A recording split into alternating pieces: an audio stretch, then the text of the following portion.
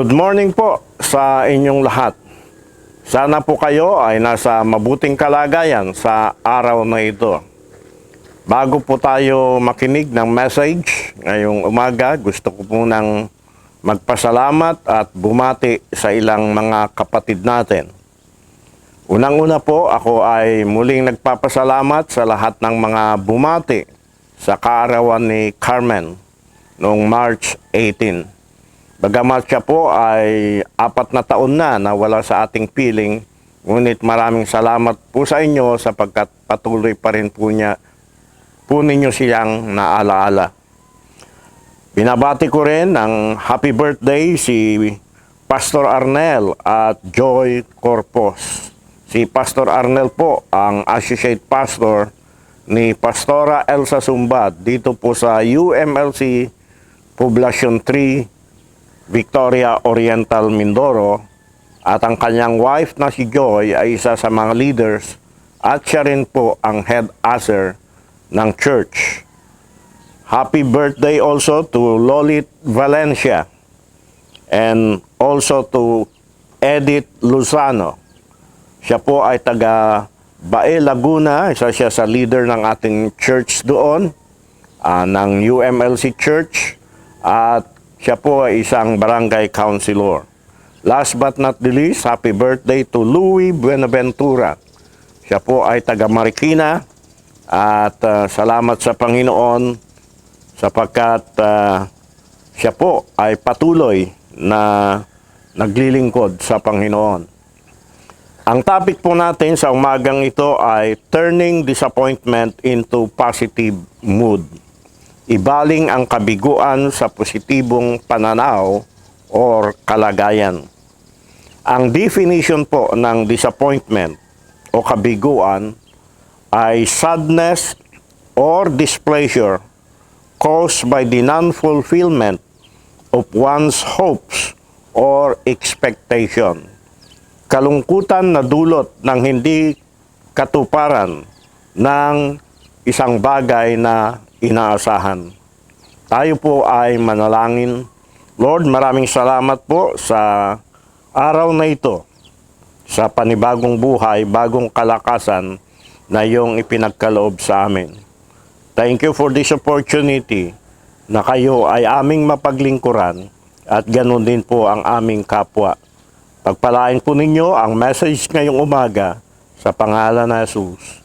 Amen and Amen. Last January 1, 2021, sinalubong po natin ang New Year with optimism, punong-puno ng pag-asa. Kung maalala po ninyo, March 16, 2020, nang i-lockdown ni President Duterte ang buong Luzon, kasama na po ang Metro Manila. At that time, ako po ay nasa Holiday Inn Hotel, malapit po sa Ninoy Aquino International Airport, at kasama ko po ang Hope for Kids International Team na akin pong dadalhin dito sa Mindoro sa kinaumagahan ng March 17.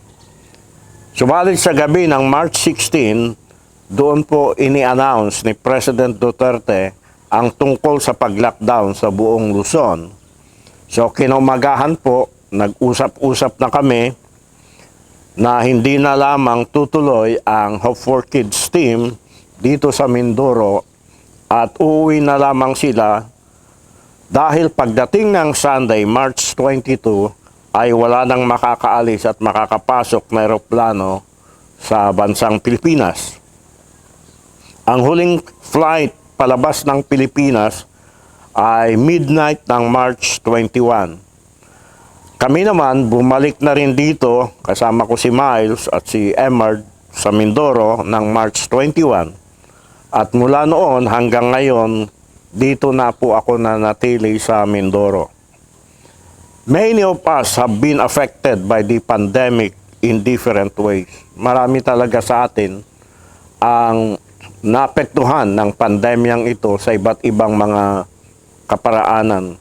Some have lost loved ones, others have lost jobs and livelihoods.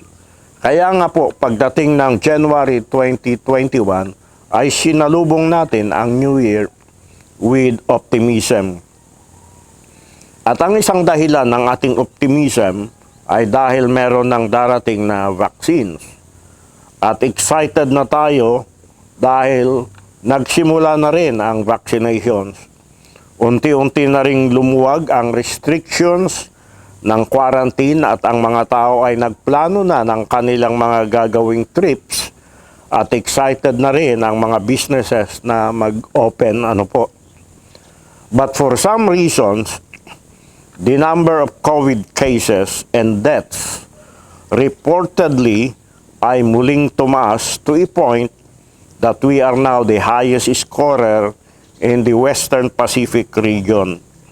COVID cases went up from a low of 800 to a high of 3,300 in a day that has gone on for several days.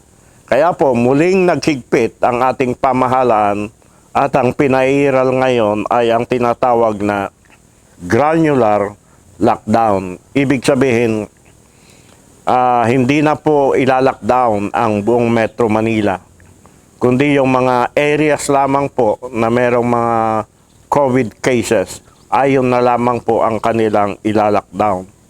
Ang latest number of cases po na aking nabasa ngayong umaga sa Philippine Inquirer ay 7,103 in a single day. At sa Philippine Stars, ang sabi po doon na sinabi po ng ating health secretary na yung mga vaccines na nasa probinsya ay pinababalik na dito sa Metro Manila sapagkat dito na gagamitin sa Metro Manila yung mga vaccines. Well, ang lesson po dito ay ito. We must learn to always expect the unexpected. Yung pong asahan natin ang mga bagay na hindi inaasahan. Kasi po, every second, every minute, every hour, every day, anything can happen. We may experience hunger, sickness, death, unemployment, bankruptcy, or a company shutdown. How many more months or years will this pandemic take?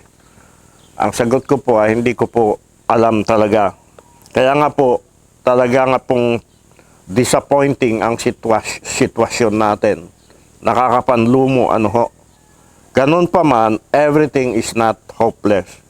There is a future to look on. Ang sabi po ni Jesus Christ sa John chapter 16, verse 33, I have told you these things so that in me you may have perfect peace. In the world you have tribulation and distress and suffering. But be courageous, be confident, be undaunted, be filled with joy. I have overcome the world. My conquest is accomplished, my victory abiding. Ito po ay sa Amplified Bible. Well, ang scripture po natin sa umagang ito ay sa Psalms chapter 34 verse 1 to 7. I will praise the Lord no matter what happens. I will constantly speak of His glories and grace. I will boast of all His kindness to me. Let all who are discouraged take heart. Let us praise the Lord together and exalt His name. For I cried to Him, and He answered me. He freed me from all my fears. Others too were radiant at what He did for them. Theirs was no downcast look of rejection. This poor man cried to the Lord, and the Lord heard him and saved him out of his troubles. For the angel of the Lord guards and rescues all who reverence Him. Ulitin ko po ang topic po natin, turning disappointment into positive mood. Ibaling ang ating kabiguan sa positibong kalagayan. Meron pong ilang mga words na atin pong papag-aralan sa umagang ito na makakatulong upang sa ganon ay mapagtagumpayan natin ang disappointment sa ating buhay na dulot po ng coronavirus. Number 1 is fear, pagkatakot. Do not allow yourself to be overwhelmed of fear. Huwag ko nating hayaan ang ating sarili na mapuspos ng pagkatakot.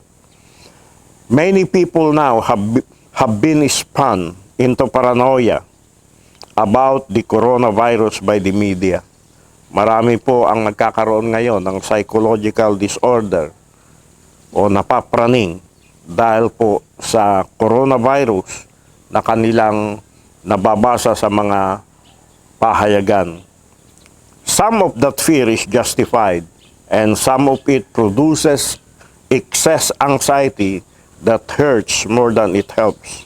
Well, ang iba naman po sa pagkatakot na yan nating nararamdaman ay makatwiran.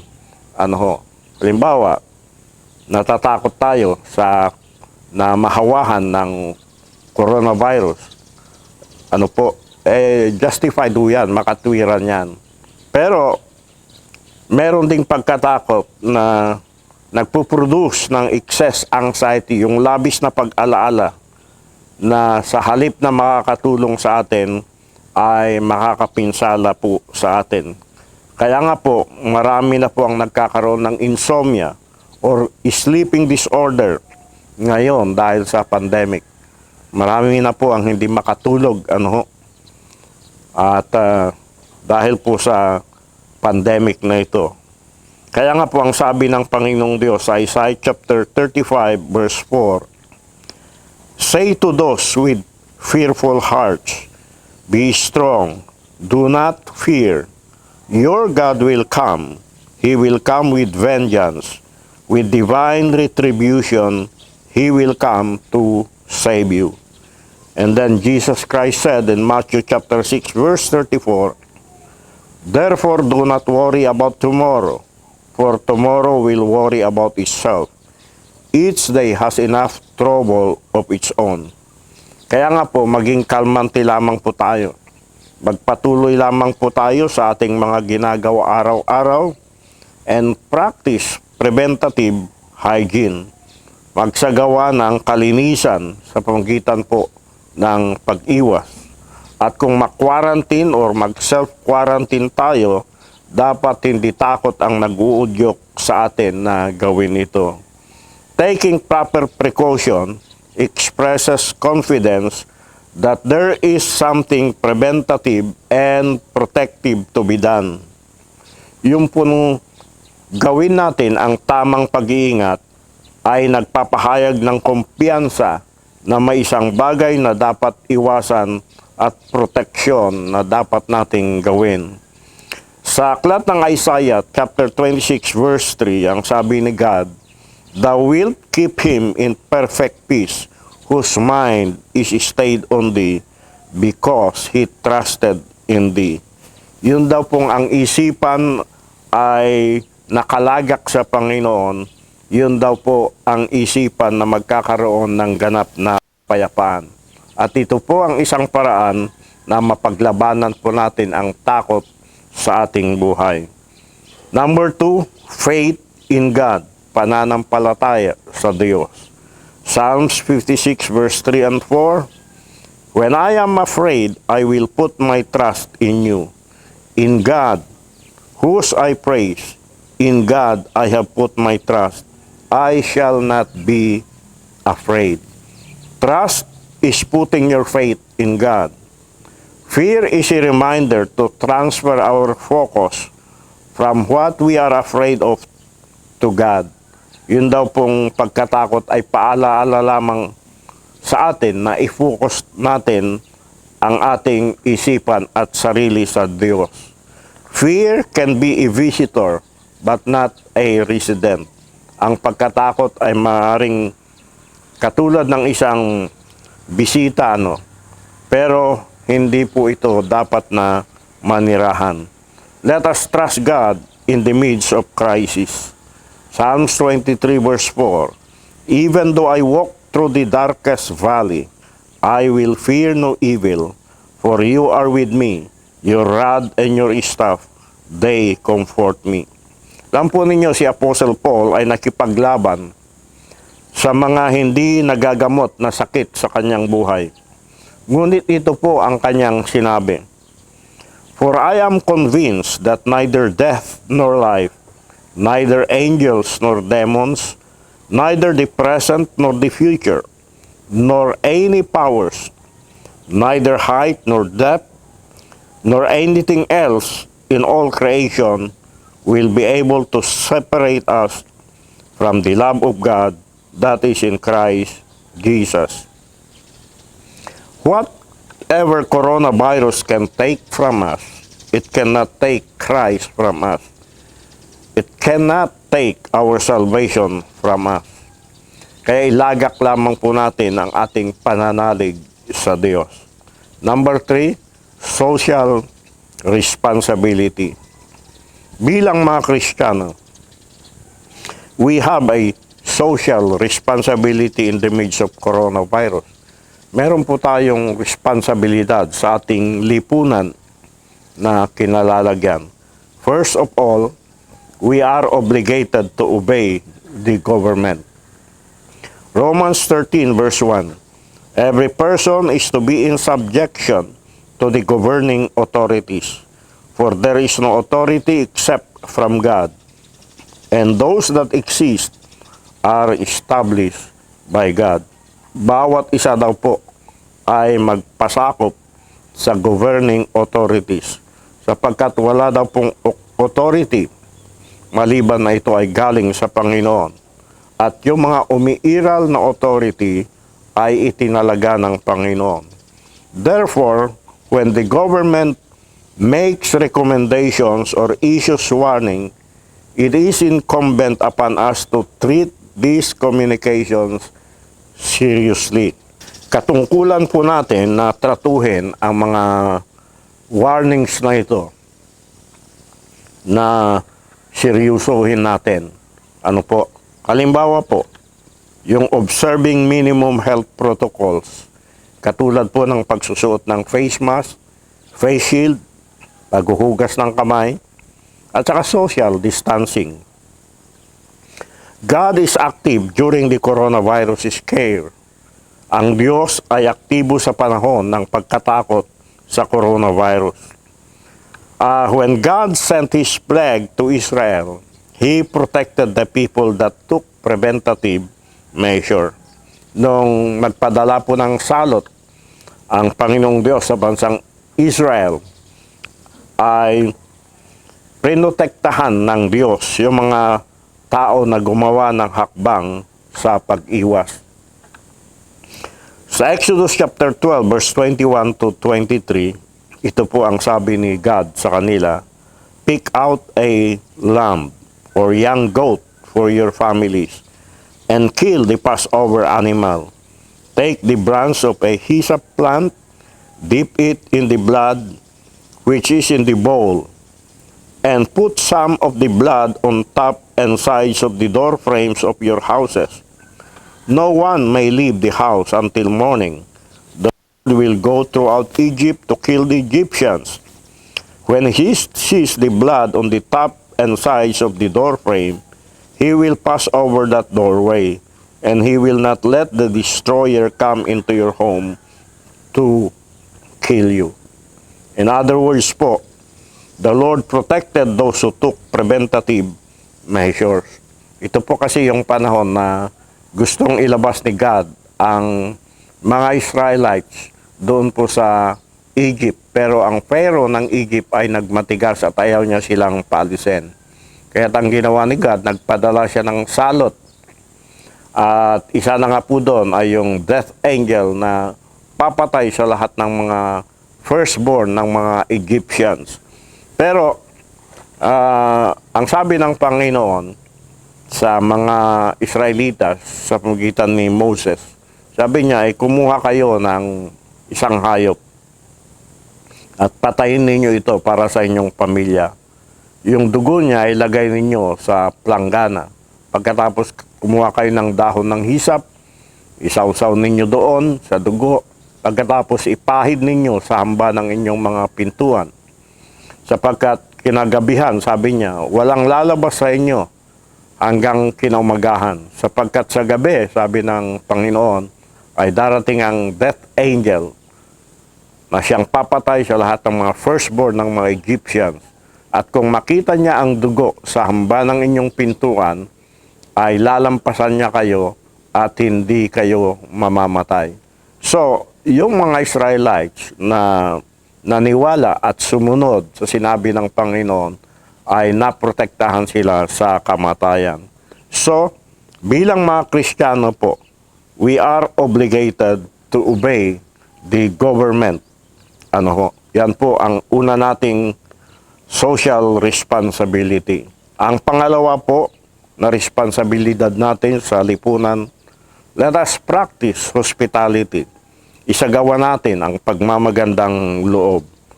Coronavirus offers an opportunity to help those who are in need. There are ways that we can participate in the Christian practice of hospitality without exposing your health to risk. Ano po? The way your church can itself during the coronavirus outbreaks will communicate either a lack of care for the community or it will communicate the care of Christ for the community. Ano man po yung mga gagawin natin ng mga Kristiyano sa panahon na ito, ito po ang magpapakita ng kawalan natin ng pagmamalasakit o pagpapakita ng ating pagmamalasakit sa mga tao sa panahon na ito. Halimbawa po, meron po akong nabalitaan na isang church. Hindi naman po mayaman itong church na ito. Pero ang ginagawa po nila upang makatulong sa mga nangangailangan, at the end of their services, nagbibigay po sila ng konting groceries at bigas sa mga visitors nila every Sunday. At ito po ay napakagandang patutuo. Marami po ang naghihirap sa panahon na ito at sa nakikita ko po, hindi na talaga kaya ng gobyerno. Bawat isa talaga ay magkaroon ng social responsibility. Meron po akong nabasa na isang article sa Daily Tribune dated March 17, 2021. Okay, ang sabi po niya, life during the pandemic has taken its toll on every Filipino. Many of whom are caught in an extreme situation short of pawning their souls to live by. Meralu, ito po yung pangalan niya, Meralu narrated that she had to offer herself for carnal pleasure to live by. Pinagbibili po niya ang kanyang laman para mabuhay. It was only a year that it seems like a very long time, she said. All bad things could happen to a woman, happen to me. But somehow I survived, and hopefully the crisis would ease so that I can return to a decent living, Meralu said. The latest statistics, however, indicated that Meralu's hope, which is shared by many, is not forthcoming, as the government had reimposed strict health measures in response to the resurgence of infections. Obtaining a foreign contract has become next to impossible due to the pandemic, forcing Meralu to peddling sexual services to feed her children. Nakakalungkot, And I'm not in the position to judge her, Hindi ko po alam ang kanyang kalagayan. Subalit ang nakikita ko natin dito ay dahil po sa kahirapan na dulot ng pandemic na ito, hindi po natin, para sa akin ay wala talagang magawa. Siyempre meron siyang anak na bubuhayin, 5 po yung kanyang anak. At disente naman po yung kanyang hanap buhay noon.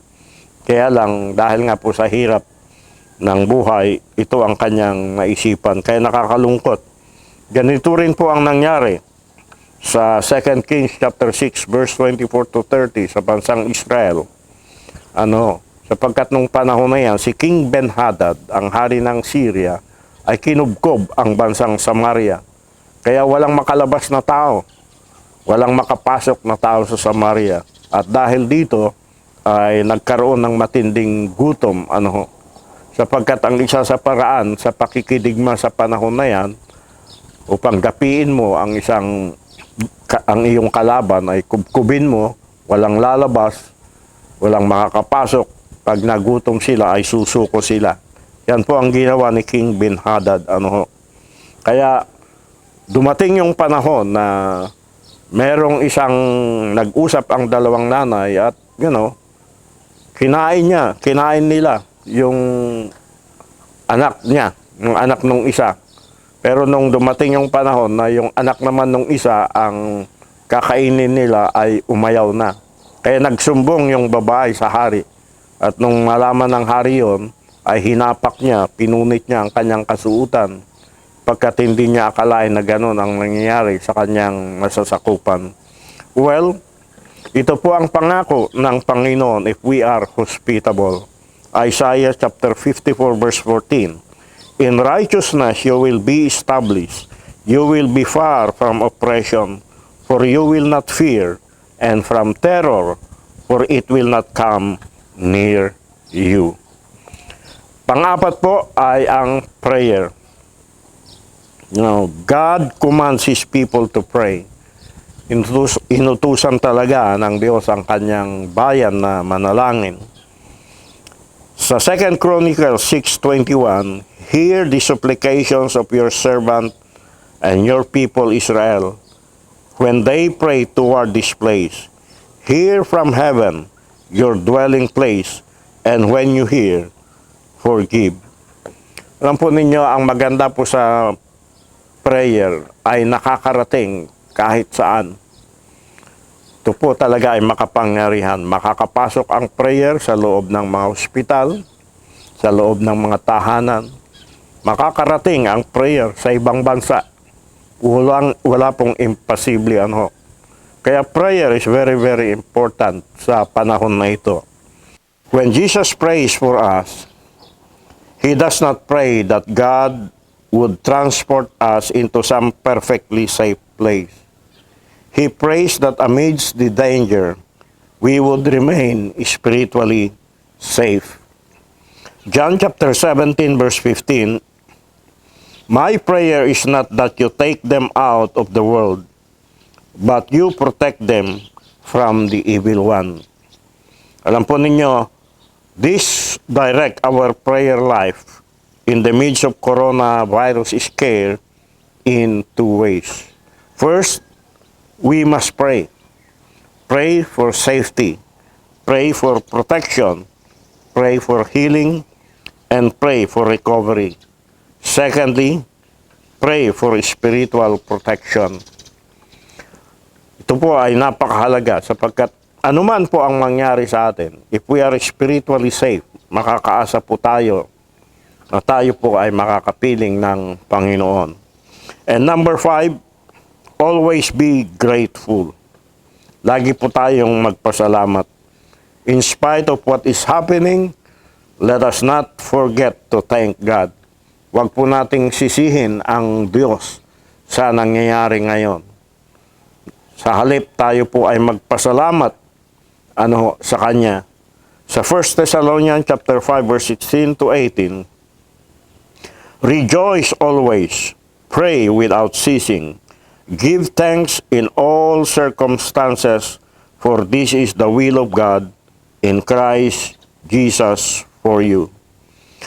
Hindi tayo magpapasalamat o hindi tayo nagpapasalamat dahil sa coronavirus, kundi tayo po ay nagpapasalamat sa biyaya, sa kanyang biyaya na ibinibigay sa atin araw-araw. Yung hindi lamang po tayo magkasakit sa panahon na ito ay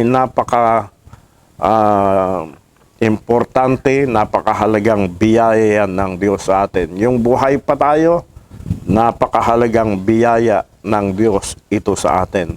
Kaya nga po, sa ating pagwawakas, ulitin ko po ang ating topic, turning disappointment into a positive mood.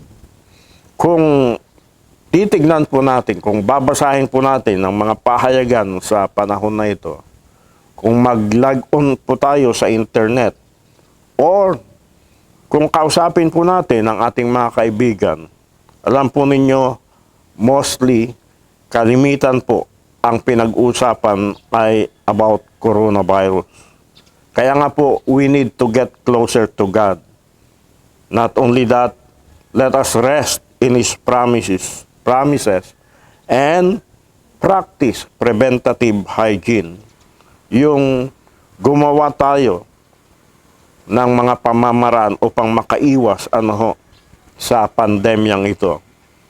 Sa atin pong, bago po tayo mag-pray, meron pong prayer request dito na gusto kong samahan ninyo ako na ipanalangin. Inihiling ko po na samahan po ninyo ako na ipanalangin ang family ni Pastor Baggy Resurrection. Si Pastor Baggy po ay isang pastor at isang member, leader natin doon sa Marikina Church. Siya po ay pumanaw, kundi po ako nagkakamali kahapon po ng umaga. At nag-pray po natin ang kanyang pamilya, ang kanyang mga magulang, kanyang mga kapatid na mapagtagumpayan nila itong pagsubok na ito na dumating sa kanila. Ganon din po, humihingi ng prayer si Quincy Shelin Lagramada. Siya po ay nasa Jordan. Siya po ay member ng UMLC Church dito po sa Poblacion 3. At matagal na pong sinasabi niya yung sakit niya sa pamamaga ng kanyang atay. Humingi po siya ng prayer na sana ay ganap na itong gumaling. Tayo po ay manalangin. Lord, sa umagang ito, maraming salamat po sapagkat alam namin na kayo po ay buhay.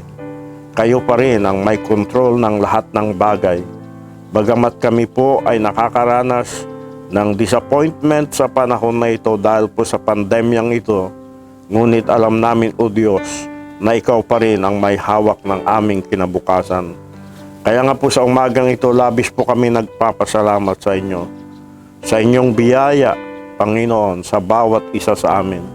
Lord, I'll pray for the family of Pastor Baggy Resurrection, si May at saka si Jaira, Lord. Dinadalain ko po, Diyos, na kayo po, Panginoon, ang bumalot ng kapayapaan sa kanila. Tulungan po ninyo sila na maging kalmante sila sa panahon na ito at mapagtagumpayan nila itong pagsubok na ito na dumating sa kanilang buhay. Kayo po, Panginoon, ang tumagpo ng lahat ng kanilang mga pangangailangan mula sa panahon na ito ng kanilang pagluluksa hanggang sa libing ni Pastor Baggy. Lord, maraming salamat po, Panginoon, sa buhay ni Pastor Baggy na iyong ginamit, O Diyos, nung siya ay nabubuhay pa. Maraming mga tao ang napagpala, Panginoon, dahil sa Kanya. Lord, dinadalangin din po namin si Quincy Shelin Lagramada na sa kasalukuyan ay nadoon po sa Jordan, Panginoon, at nagtatrabaho bilang isang household helper. Lord, ang pamamaga ng kanyang atay or ano pa man ang kanyang nararamdaman, Lord, we pray for her, O God, na pagalingin po ninyo siya, Panginoon, sa pangalan na Jesus. Lord, maraming salamat sa umagang ito.